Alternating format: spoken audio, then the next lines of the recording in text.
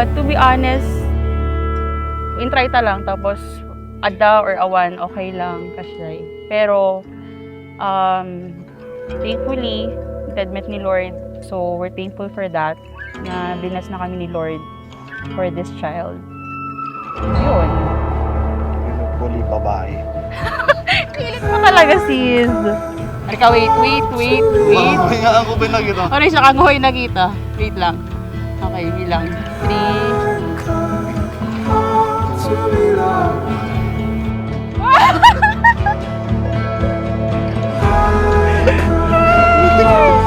Ano nang gawin ganyan? Lalaki.